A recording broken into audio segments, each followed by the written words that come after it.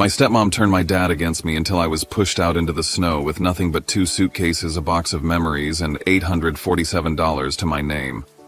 For 12 years, they never called, never checked if I was alive. I built myself from a cheap motel room fixing broken antiques no one wanted until one day my little side hustle grew into a company worth millions. I bought a mansion on the hill with marble floors and a view that looked down on the very house that had cast me out.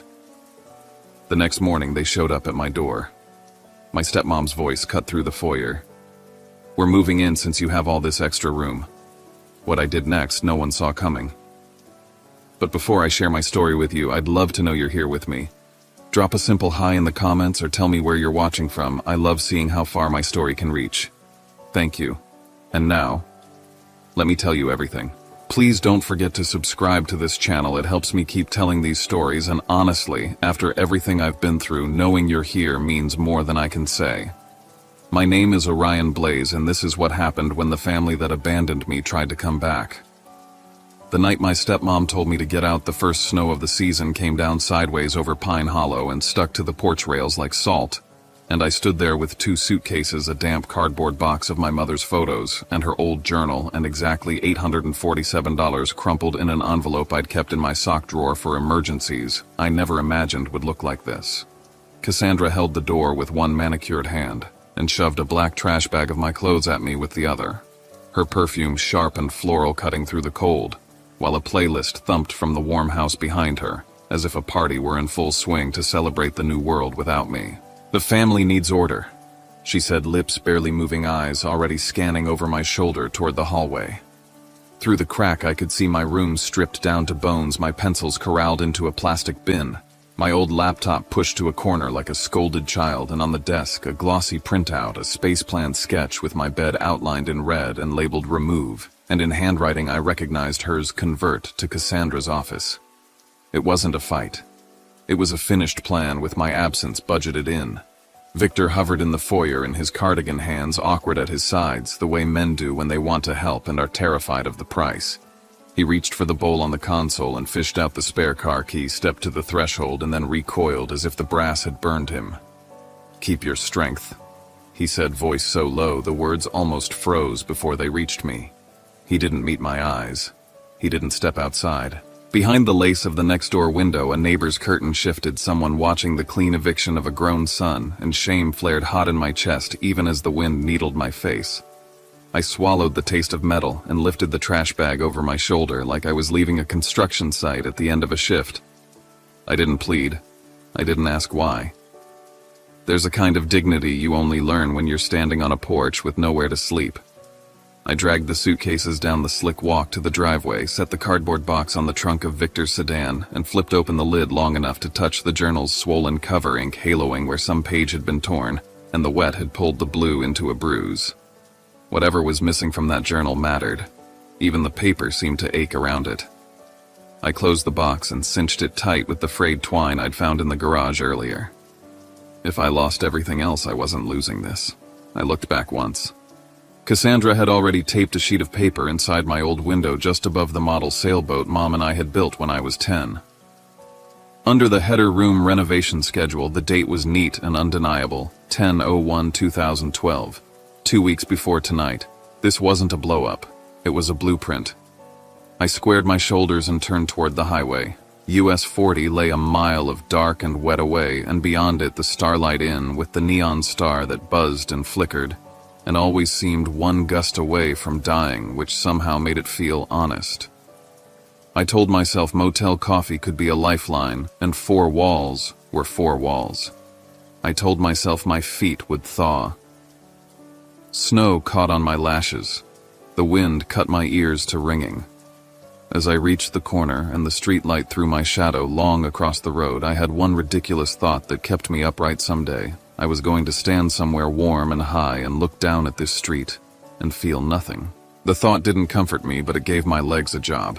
I walked. And as I walked, the same question kept knocking in my skull in time with my steps. Who tore the page from my mother's journal? And what did she write there that someone couldn't risk me reading? Room 12 at the Starlight Inn smelled like old cigarette filters and lemon cleaner, and the heater banged like a stubborn drawer before coughing out air that was more tepid than warm, But the door locked, and the roof didn't leak over the bed, which made it luxury by certain measures I was just learning. Hazel, the manager, slid a second blanket across the counter when I checked in, then started leaving a styrofoam cup of coffee outside my door at 6 a.m. with a smiley face drawn in Sharpie small axe that made it harder to lie to myself about being alone. I built a schedule on motel notepaper like it was a raft: mornings at the Willow Creek Public Library, where the Wi-Fi was steady and the radiators hissed a kind of lullaby. Afternoons at Rustic Relics, doing data entry for Amos Carver, the owner with a snow-white mustache and a suspicious affection for broken things. Evenings back in room 12 with Mom's journal open and a pen to add my own one-line goals for the next day so I'd have to look at them when the alarm went off. Codecademy lessons on arrays and loops. YouTube rabbit holes on wood finishes and clockwork basics. Craigslist searches for free needs. Repair, all punctuated by the fact of the envelope in my backpack shrinking by $39.95 a night. $847 isn't money in a motel. It's a countdown. At the library, a retired man who always sat by the window with a stack of history books nodded at me each morning with the solemnity of monks acknowledging the same vow, and I took it that way. Discipline is belief. At Rustic Relics, Amos waved me past the front counter into the back where donated lots were triaged. Make 3 lists, he said the first day: sellable, maybe, and trash. Don't fall in love with the maybe pile. The back room smelled like dust and old electricity. I wore a thrifted flannel and learned to move slow to unscrew rather than pry to listen for the difference between a hinge ready to give and one ready to snap. It wasn't heroics. It was attention. I wrote down model numbers, Googled parts, sketched wiring paths on scrap paper, and felt something in my chest, call it competence, click into place each time an object confessed how it had been put together. On breaks, I tucked into the brew haven with my laptop and hugged the wall outlet, eavesdropping shamelessly on a carpenter explaining grain direction to a kid with a tape measure, and a welder talking about heat discoloration on steel. I wrote down vocabulary like I was stealing a new language: Kerf mortis shellac patina. By late November, the envelope was thin. The motel desk clock had taught me more about insomnia than timekeeping, and I'd started to hear Cassandra's voice in my head whenever I hovered over a decision: no future. That afternoon, Hazel caught me staring too long at the rain, offered me a fresh cup, and asked if I knew the old garage beside Brew Haven. Owner's a soft touch for month to month, she said. Matter of fact, as if suggesting a new cereal at the supermarket. The suggestion landed like a flare in fog. A place to work off the motel bed. A place to move the maybe pile in to prove it. I wrote the number on my hand and told myself I'd call when I could breathe. On December 5th, a Wednesday already bruised by a rejection email from a temp agency and a frozen car door that wouldn't seal, Amos asked me to clear a corner of the back room we're culling dead weight. The stack was taller than my chest, a leaning city of lamps with cracked shades, mantel clocks with missing hands, picture frames whose glass had spidered and held anyway. I pulled a cloth off a pendulum clock to get at a crate behind it, and dust lifted in a soft explosion that made me cough. The case was walnut under grime. The beveled glass crazed in the lower right, and there on the back panel when I tilted it toward the fluorescence were 3 letters and a year carved with a pocket knife, the V and E joined by a plus like a promise. V plus E, 1992. Victor and Elena, my parents. The floor didn't tilt, but it felt like it. For a second, I was 12 again, standing on a chair in our old kitchen, watching Mom set that clock after the power flickered, telling me time only looks fragile. It keeps going if you wind it. I set the clock down gently, as if it were breathing. This one's trash, Amos called from the front, not unkind. Glass is busted, and the movement's seized. Don't waste time. I didn't answer. My hands had already made the decision my mouth didn't trust yet. If I take responsibility for the parts and the time off the clock, I said, bringing it forward, can I keep this one after hours? Just to try. Amos studied my face, then the initials on the wood, something passing through his eyes like recognition. You break it. He said it was broken. You fix it. You learn something that sticks. He wrote no resale on a post-it and slapped it to the back like a blessing. I carried the clock to the side table and ran a fingertip over the carved year until the dust made a clean path. The grief didn't vanish. It rerouted, became current.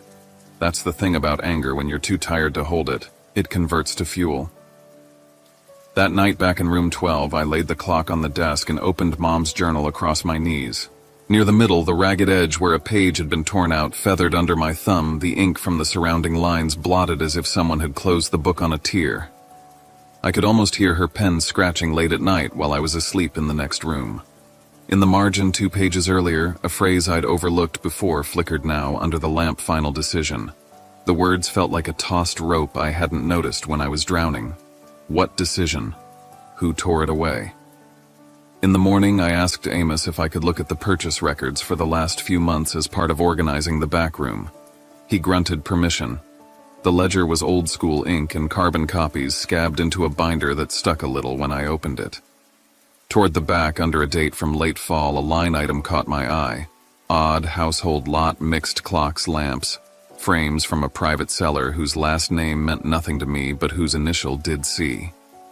I felt the hair on my arms lift. It wasn't proof. It wasn't even a clue that would hold up to daylight. It was a door frame I didn't know the house had. The days shortened. The motel heater found a rhythm. I made a chart on index cards and taped it above the desk. Learn one thing, fix one thing, sell one thing, save one thing. The Brew Haven became my second office and my classroom. The library my chapel. Some nights the fear got loud enough to rattle the window, and I answered it by winding the V+E clock even though it didn't yet tick, the key turning with a muted, stubborn grace. I'd left a life where the floor plan for my erasure had been printed and signed, and I'd stumbled into a room where every broken thing I touched offered a small, measurable response. It was enough to keep me moving.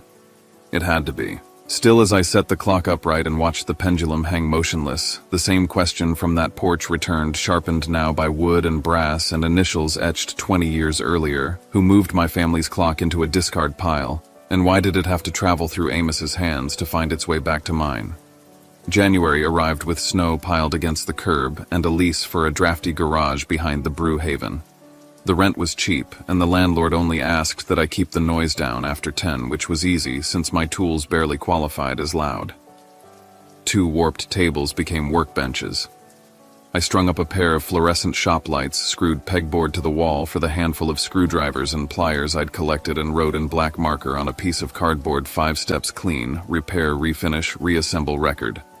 It was less a workshop than a vow. I started with the clock carved V+E.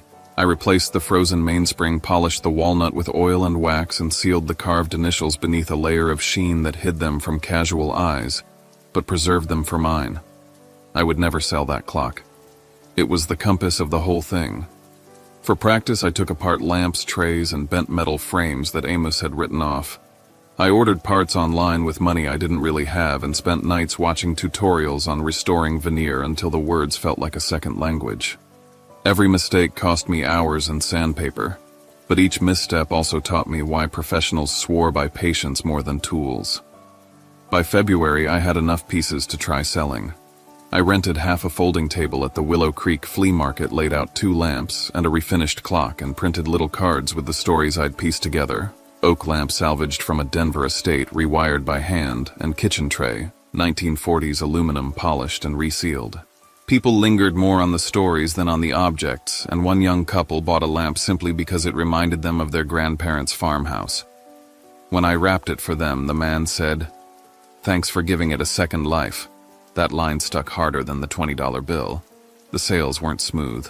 My first online orders through Etsy and eBay got returned because I misjudged shipping times. A clock face cracked in transit, and I refunded money I couldn't afford to lose.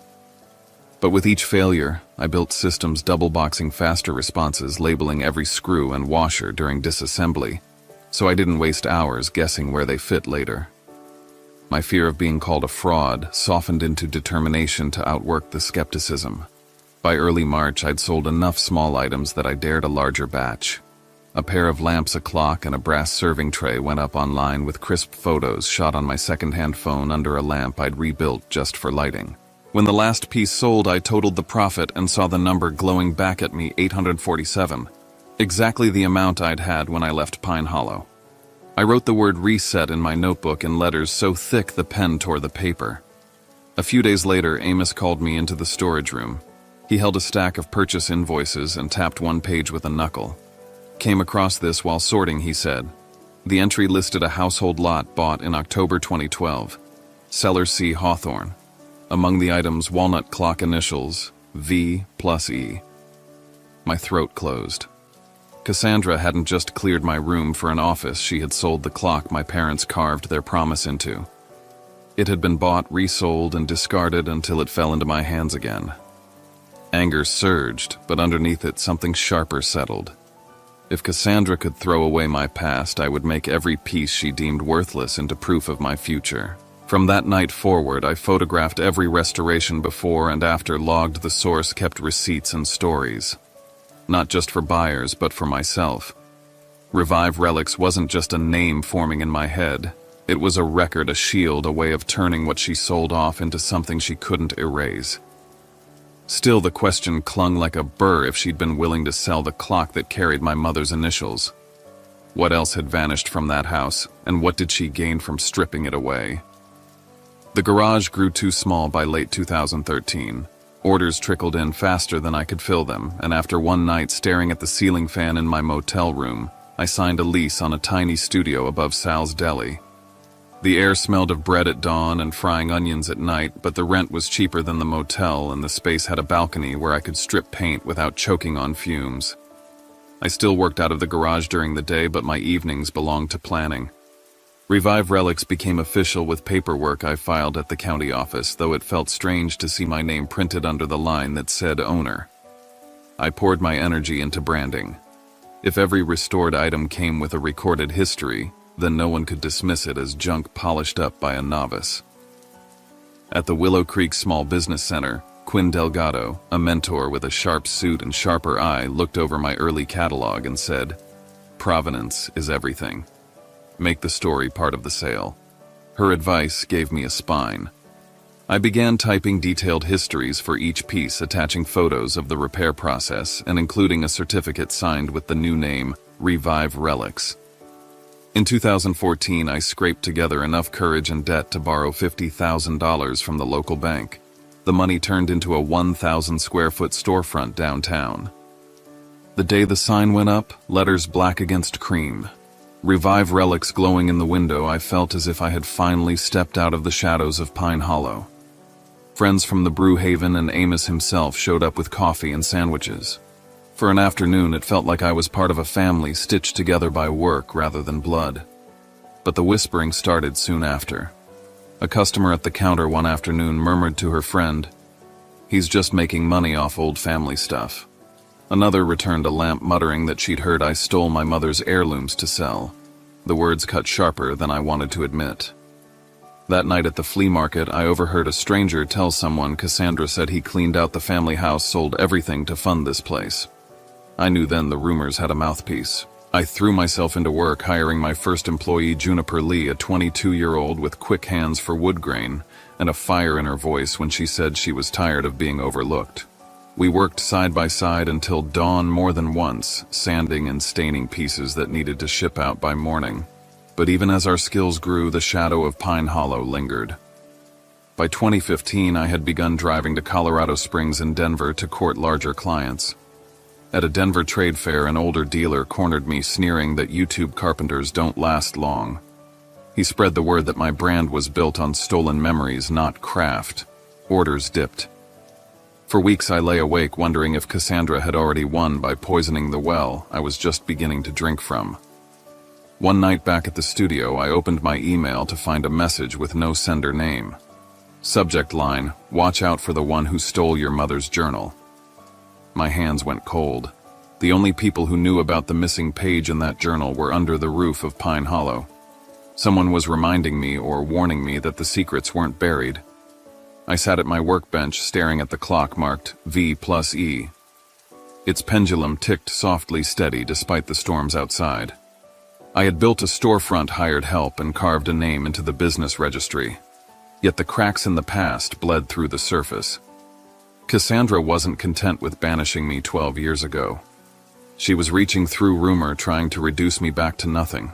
The emails, the gossip, the faint smell of her perfume that I swore drifted through a customer's coat one morning. They told me the same thing. I was still fighting for a voice against the woman who had tried to silence me since the beginning.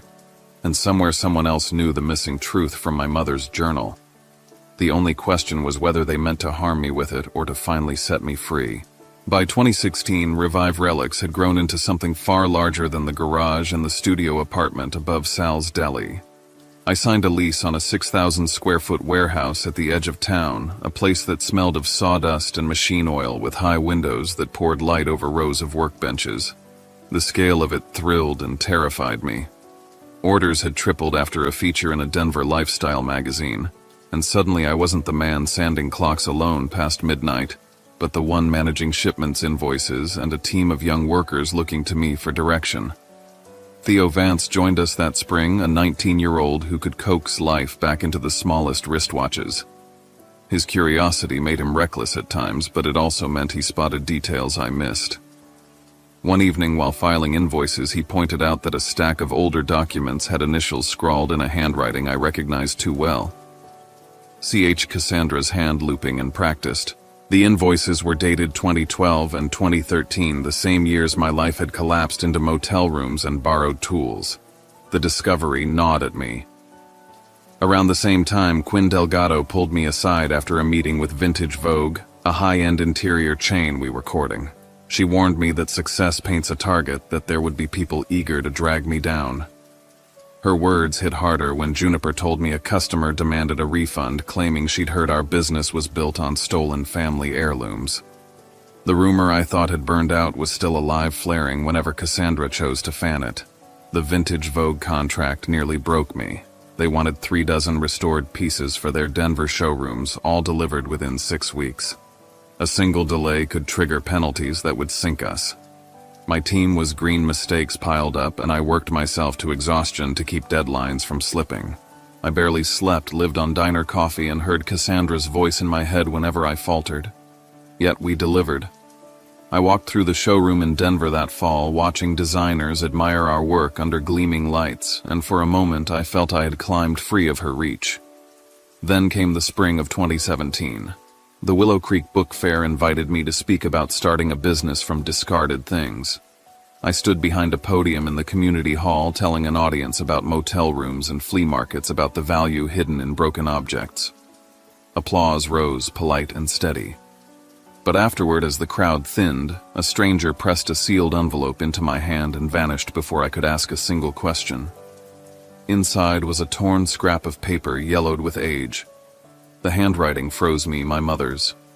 The fragment read, "My final decision is that Orion will inherit," and then the words ended in a brutal tear.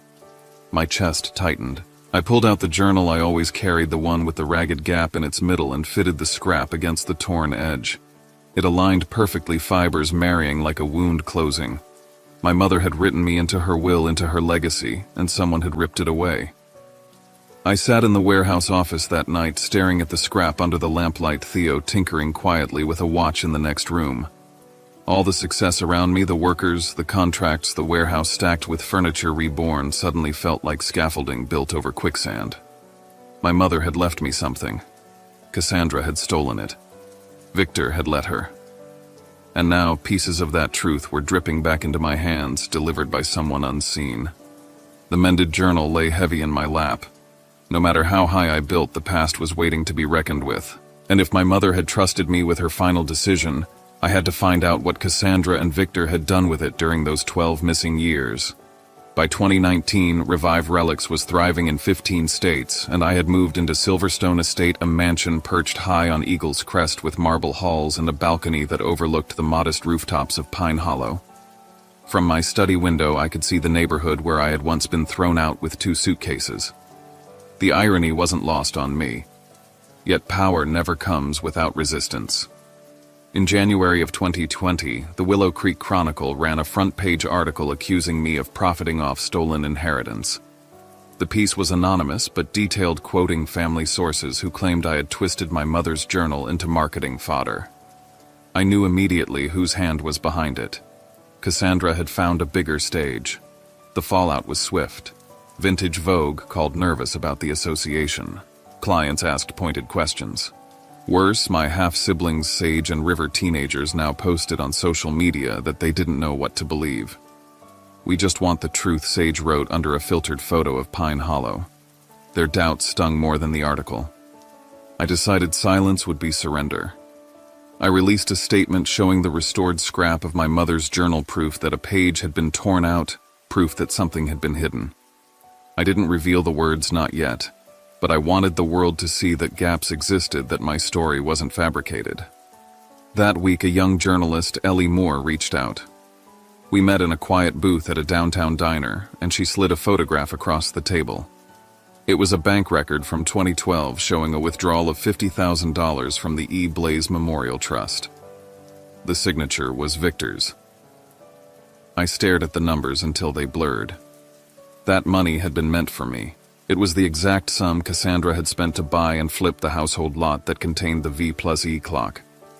My inheritance had been siphoned to fuel their scheme.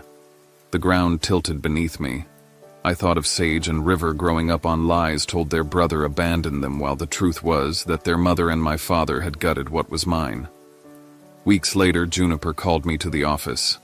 Sage and River had found old tax records in a box in Pine Hollow, including forms signed by Cassandra under her married name, C. Hawthorne, tied to the same transactions. For the first time, they questioned her openly. I knew then the cracks inside Pine Hollow were spreading. Late one night, as I sat alone in Silverstone Estate, my phone buzzed with a voicemail from Victor. His voice was slurred, thick with drink. "Son, I can't hold this secret much longer," he muttered before the line cut off. I played it 3 times, the sound of his guilt heavy as lead. Silverstone's balcony looked down over the street, where I had once been pushed into the snow. The reversal of vantage was complete, but victory felt hollow. Cassandra was escalating, Victor was unraveling, and Sage and River were caught between 2 versions of truth.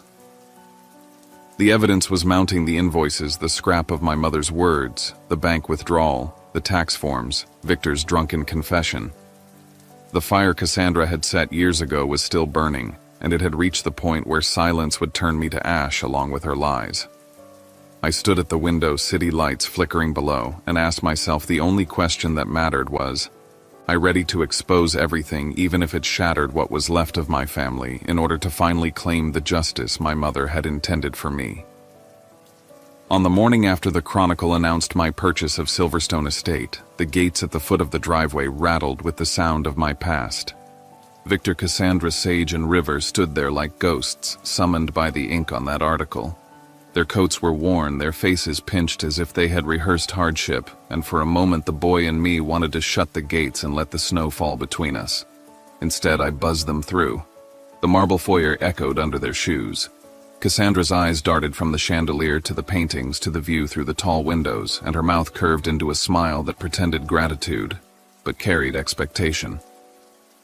"We're a family," she said, as if the words themselves erased 12 years. "You can't leave us in the cold." I led them past the fireplace, past the library shelves lined with books I had chosen for myself, until we reached the great room that overlooked Pine Hollow. I wanted them to see it, to stand in a place that embodied everything they said I would never be. Cassandra took the center of the room as if it were hers, speaking of second chances and obligations, of blood ties that trumped betrayal. I answered with my story. The motel room with the buzzing heater, the flea market tables where I prayed someone would buy a lamp, the nights bent over clocks and broken furniture until my hands shook. No one asked if I was alive, I told them. Not once. "You let me freeze while you filled my room with file cabinets." My voice didn't rise. It didn't need to. The walls carried it. I brought out the clock carved with V+E, placed it on the polished table between us. Sage's gaze locked on the initials, River's brow furrowed. Then I showed them the journal fragment, the jagged edge aligned with the missing page. For the first time I saw doubt bloom in their eyes, a fracture in the story they had been fed. Cassandra's voice sharpened. "That's nothing but old wood and scraps. You're twisting relics into revenge." I reached into my folder and slid out a printed scan. Victor's handwriting uneven, confessing what I had known all along, that he had been forced by Cassandra to turn me out. I read the closing line aloud. "Don't tell Cassandra. She'll leave me." Silence filled the room until even the ticking of the old clock seemed deafening. Sage's jaw tightened. "I saw the bank statement, Mom," she said. River nodded, adding quietly, "Your name was on it." They turned toward Cassandra, their faces raw with betrayal. I looked at Victor, who stood shrinking beside the window, his hands twisted together. "How long will you let her speak for you?" I asked. His silence was heavier than any denial. It was judgment passed on himself. The power had shifted. The room that once represented exile now became the stage where the exiled reclaimed his place. Yet even as the truth edged closer, I felt the weight of what came next. Victor's silence was an open wound, and Sage and River hovered at the edge of breaking free. The only question left was whether my father would find his voice before Cassandra dragged them down with her.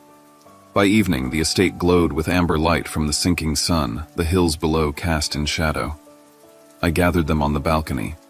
Pine Hollow spread out beneath us like a reminder carved into the land. The air was crisp, the silence heavy.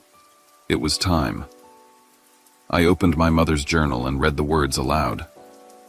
"My final decision is that Orion will inherit and continue what I began." My voice shook, not with doubt, but with the weight of years carried to this moment. Cassandra lunged forward, her voice rising like glass breaking. "That's worthless. A scrap of paper doesn't make you worthy of anything.